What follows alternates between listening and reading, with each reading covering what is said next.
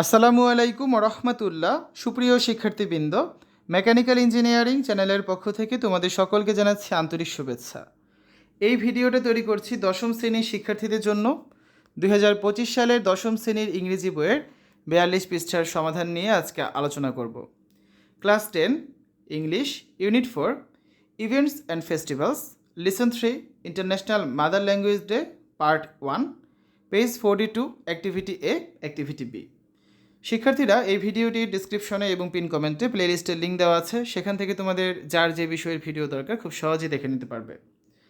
Listen 3 international mother language day, part 1, আন্তর্জাতিক মাতৃভাষা দিবস, প্রথম পর্ব। Activity A, look at the picture and talk about it. এখানে দেখো, ছবিতে একটা শহীদ মিনার দেখতে পাচ্ছ। তো এই ছবিটি দেখো এবং এই ছবিটি সম্পর্কে কথা বলো। 3টা কোয়েশ্চেন আছে, এগুলো অ্যান্সার দিতে হবে।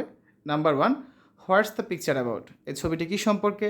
Number 2, what's the place in the picture, এই ছবিটি কোন স্থানের। Number 3, why was it build, এটা কেন তৈরি করা হয়েছিল। তো এই 3টা প্রশ্নের অ্যান্সার দেখবো এখন আমরা। এটা হচ্ছে একটা ডিসকাশনের মাধ্যমে বা কনভারসেশনের মাধ্যমে উপস্থাপন করা হচ্ছে। Discussion about the picture is as follows, ছবিটি সম্পর্কে আলোচনা নিম্নরূপ। এটা হচ্ছে অ্যাক্টিভিটি এ এর সমাধান, ঠিক আছে। দুজন শিক্ষার্থীর মাঝে কথা হচ্ছে। তো প্রথম শিক্ষার্থী স্টুডেন্ট 1 বলছে, let us talk about the picture, চলো আমরা ছবিটি সম্পর্কে কথা বলি। তখন দ্বিতীয় শিক্ষার্থী স্টুডেন্ট 2 বলছে, শিওর, নিশ্চয়ই। What is the picture about, এই ছবিটি কী সম্পর্কে। তখন প্রথম শিক্ষার্থী বলছে স্টুডেন্ট 1, ওয়েল ইটস আওয়ার শহীদ মিনার, বেশ, এটি আমাদের শহীদ মিনার। তো দ্বিতীয় শিক্ষার্থী স্টুডেন্ট 2 বলছে, ইয়েস ইউ আর রাইট, হ্যাঁ তুমি ঠিক বলেছ। It is a picture of our central Shaheed Minar, এটি আমাদের কেন্দ্রীয় শহীদ মিনারের একটি ছবি। তখন প্রথম শিক্ষার্থী স্টুডেন্ট 1 বলছে, what's the place in the picture, এই ছবিটি কোন স্থানের। তো দ্বিতীয় শিক্ষার্থী স্টুডেন্ট 2 তখন বলছে, I think it is in Dhaka medical college, আমার মনে হয় এটি ঢাকা মেডিকেল কলেজের ভেতরে অবস্থিত। তো প্রথম শিক্ষার্থী তখন বলছে স্টুডেন্ট 1, নো ডিয়ার ফ্রেন্ড, না প্রিয় বন্ধু, it is beside Dhaka medical college, not in the Dhaka medical college, অর্থাৎ এটি ঢাকা মেডিকেল কলেজের পাশে অবস্থিত, ঢাকা মেডিকেল কলেজের ভেতরে না। তো দ্বিতীয় শিক্ষার্থী স্টুডেন্ট 2 তখন বলছে, oh thanks for the information, ওহো তথ্যটির জন্য তোমাকে ধন্যবাদ। Could you tell me why it was build, তুমি কি আমায় বলতে পারবে এটি কেন তৈরি করা হয়েছিল। তখন প্রথম শিক্ষার্থী বলছে স্টুডেন্ট 1, ইয়েস আই ক্যান, হ্যাঁ আমি বলতে পারবো। It was build to honour and commemorate the sacrifices of the language martyrs in 1952, এটি 1952 সালের ভাষা আন্দোলনের বা ভাষা শহীদদের আত্মত্যাগের প্রতি, স্যাক্রিফাইস মানে হচ্ছে আত্মত্যাগ, তাদের সম্মান জানাতে মানে অনার, সম্মান জানানো, আর আত্মত্যাগকে স্মরণ করতে, কমেমোরেট মানে হচ্ছে স্মরণ করা, তো আত্মত্যাগকে স্মরণ করতে তৈরি করা হয়েছিল। তখন দ্বিতীয় শিক্ষার্থী বলছে student 2, friend thanks for the discussion, বন্ধু আলোচনার জন্য তোমাকে ধন্যবাদ। তো প্রথম শিক্ষার্থী বলছে সেম টু ইউ, তোমাকেও ধন্যবাদ। তো এই হচ্ছে অ্যাক্টিভিটি এর সমাধান। এই পর্যায়ে হচ্ছে আমরা অ্যাক্টিভিটি বিতে যেটা রয়েছে, একটা টেক্সট আছে, রিড দ্য টেক্সট, এই সম্পূর্ণ টেক্সটটা তোমাদের সামনে এখন আমরা বাংলায় উপস্থাপন করবো, ঠিক আছে। সো মনোযোগ দিয়ে শোনো। 21 February or 21st February is a memorable day in our national history, অর্থাৎ 21শে ফেব্রুয়ারি আমাদের জাতীয় ইতিহাসের একটি স্মরণীয় দিন।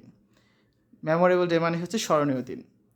We observe the day every year as international mother language day, আমরা প্রতি বছর এই দিনটিকে আন্তর্জাতিক মাতৃভাষা দিবস হিসেবে পালন করে থাকি। The day is a national holiday, এটি আমাদের একটি জাতীয় ছুটির দিন। পরের প্যারায় যাই। On this day we pay tribute to the martyrs who laid down their lives to establish Bangla as a state language in undivided Pakistan in 1952.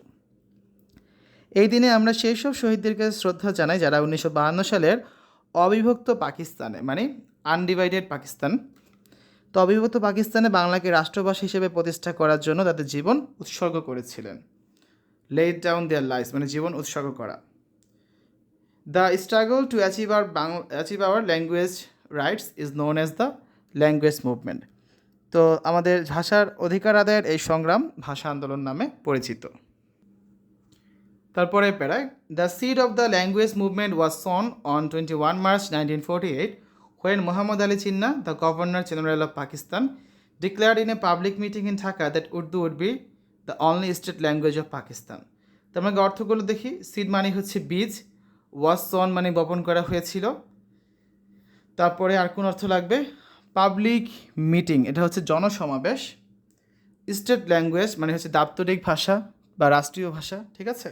তাহলে পুরোটা অর্থ যদি আমরা বলতে চাই তাহলে বলা যায় যে ভাষা আন্দোলনের বীজ তখনই বপন করা হয়েছিল যখন পাকিস্তানের গভর্নর জেনারেল মোহাম্মদ আলী জিন্নাহ 1948 সালের 21শে মার্চ ঢাকায় একটি জনসমাবেশে ঘোষণা করেন যে উর্দুই হবে পাকিস্তানের একমাত্র দাপ্তরিক ভাষা বা রাষ্ট্রীয় ভাষা। The declaration raised A Sturm of protest all over the country. তো তার এই ঘোষণাটি দেশের সর্বত্রই বা দেশের প্রতিটা কোনায় কোনায় প্রতিবাদের ঝড় তুলেছিল। তাহলে স্টর্ম অফ প্রোটেস্ট মানে কি? প্রতিবাদের ঝড়।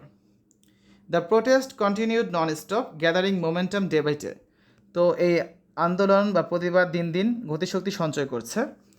গ্যাদারিং মোমেন্টাম মানে গতিশক্তি সঞ্চয় করা, এবং সেটা হচ্ছে কি অবিরাম চলতে থাকে। Continued non stop.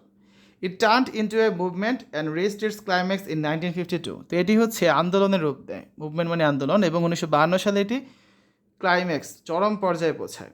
The government outlawed all sorts of public meetings and rallies to stop it. তো তখন সরকার এটি বন্ধ করার জন্য সকল ধরনের জনসভা মানে পাবলিক মিটিংস আর র্যালিস হচ্ছে মিছিল, এগুলো নিষিদ্ধ ঘোষণা করেন। আউটলড মানে কি? নিষিদ্ধ ঘোষণা করা। শেষ para. The students of Dhaka university defied the law and brought out a peaceful protest procession on 21 February 1952। Dhaka বিশ্ববিদ্যালয়ের ছাত্ররা এই আইন অস্বীকার করে এবং 1952 সালের 21শে ফেব্রুয়ারি একটি শান্তিপূর্ণ প্রতিবাদ মিছিল বের করে।